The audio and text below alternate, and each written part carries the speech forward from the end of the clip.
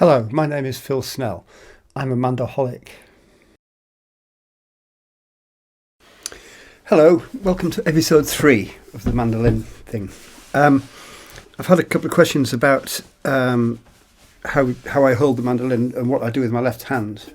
I'm completely self-taught, so I just kind of made it up over the years. But I do support the mandolin with my left hand when I'm playing. So if I'm playing up the neck, I'm still taking some of the weight of the mandolin in my hand to stop it falling over, obviously. If you have a strap, I guess, you don't have to do that, so you're probably more free to play.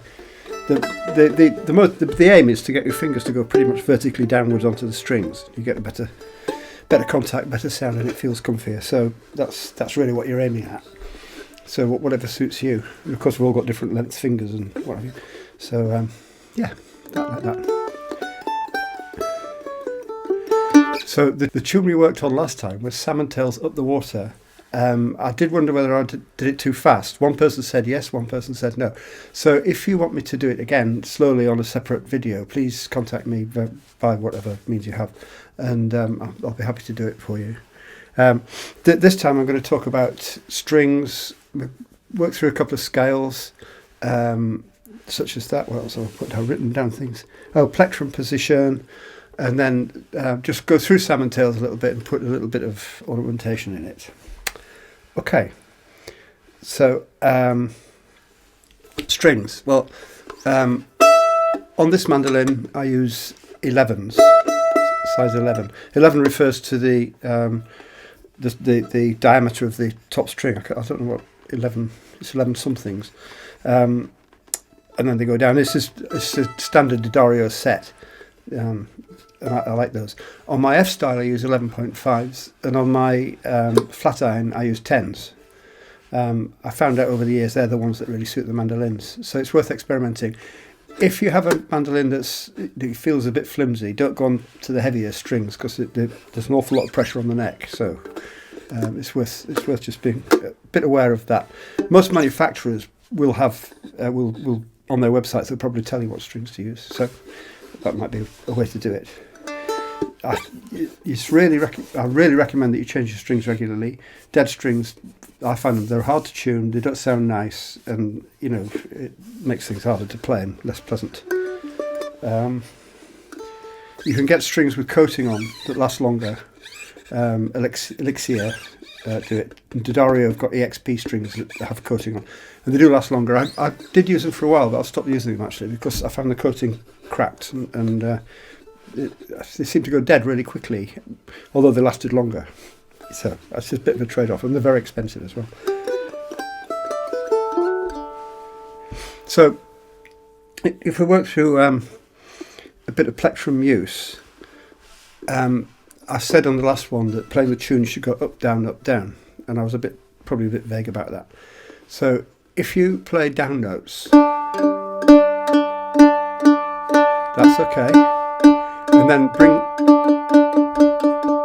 bring the upstroke in.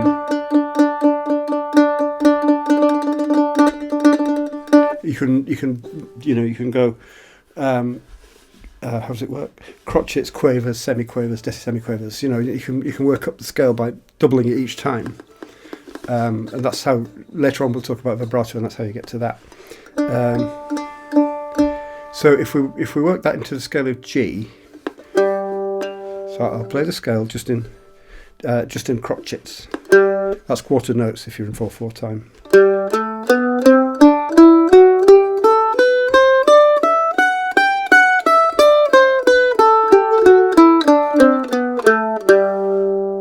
I mentioned last time it's good to play scales. It's just good for your fingers, and it's just helps the accuracy and gets you well oiled, and actually, if you like the sound of the mandolin, they're quite pretty, really. No, really. So we'll go through the scale of G very slowly, just on quarter notes, crotchets. 1, 2, 3, 4.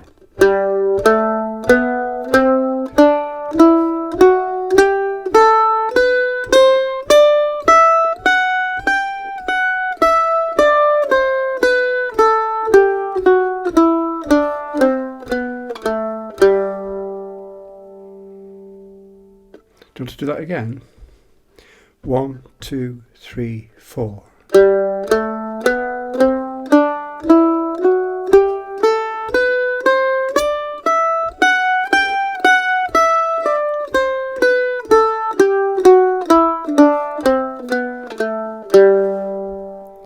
So that was using downstrokes all the time.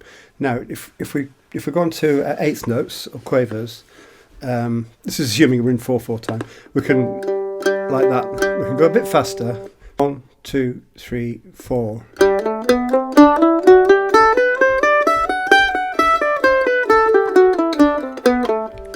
And again, 1, 2, 3, 4.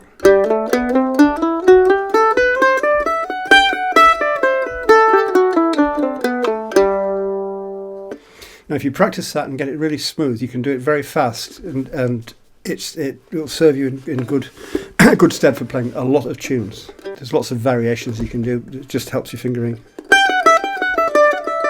No, it's in G.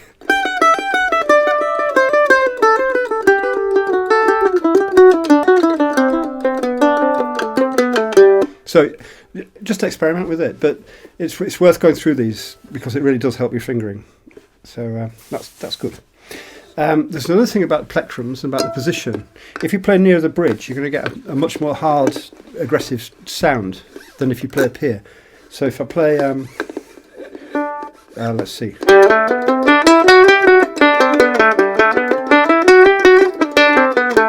If I play that here,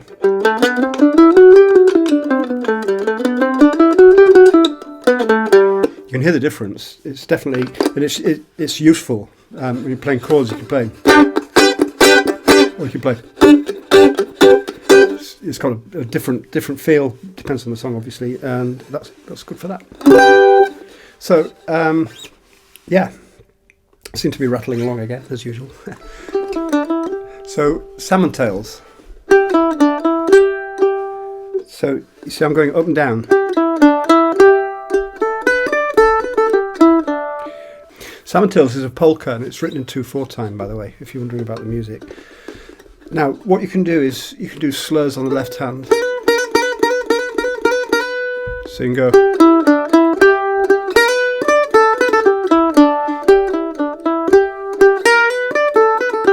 I mean, you might not want to do that, but that's something you can do.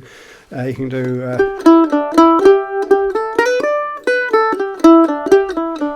So you can swing the time around. If you're not playing with other people, obviously you might crash into somebody if you do it that way.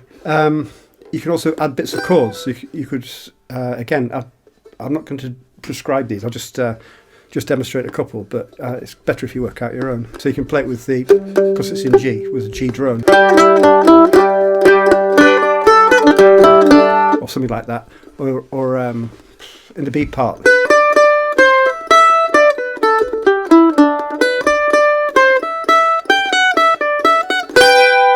So just putting that beat in with the last note gives it that nice sound.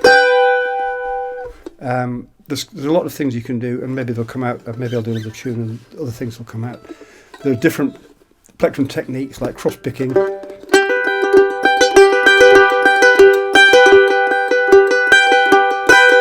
which I use in tunes quite often.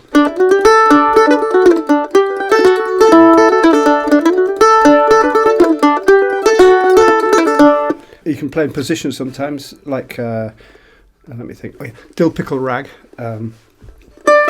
which is quite hard to play because it's a weird cross picking thing.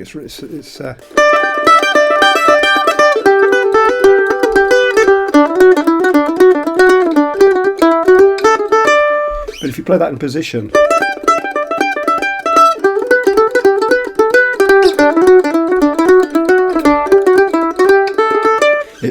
it's much easier to play like that, although at first it'll feel difficult. There's a tune, Spoot of Skerry, which I always play in position because it goes like that, which is fine, but I prefer to play it up here so I can go, so I can do a hammer on, like that. Which is it's got a nice feel to it.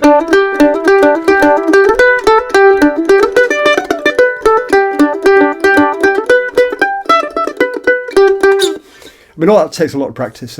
So I'll run through Salmon Tails twice through, reasonably slowly, and maybe you can join in just to, play together. 1, 2, 1, 2.